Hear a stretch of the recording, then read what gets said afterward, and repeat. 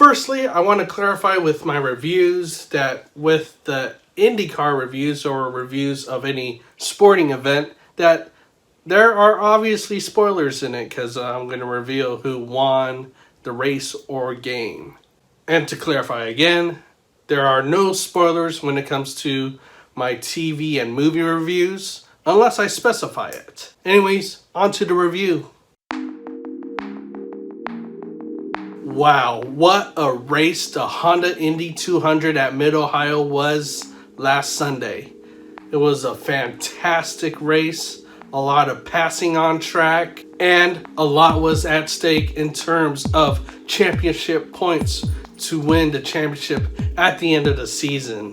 The race started with early dominance from the Penske drivers from Joseph Newgarden and Will Power, who started on pole.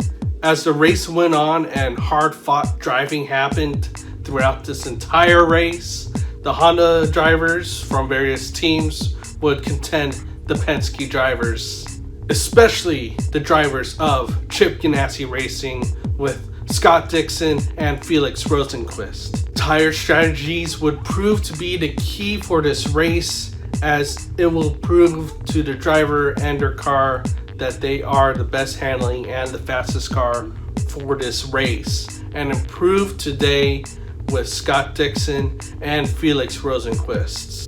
It got really intense in the closing laps of the race, where Scott Dixon leads and Felix Rosenqvist was in second, but with the different tire strategies, Scott Dixon had the red, softer compound tires, and Felix Rosenqvist had the harder black compound of tires and the fresher set of tires. We would see Felix Rosenqvist close the gap on Scott Dixon. The only problem with Felix Rosenqvist is that he had lap cars between him and Scott Dixon to contend with. And then within 2 laps to go, Felix Rosenqvist would manage to pass the lap cars and make his way to the back of Scott Dixon.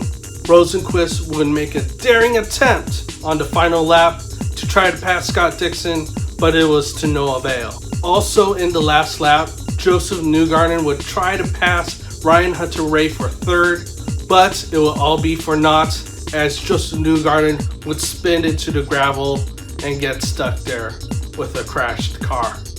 In the end, Scott Dixon will hold off his teammate for the win.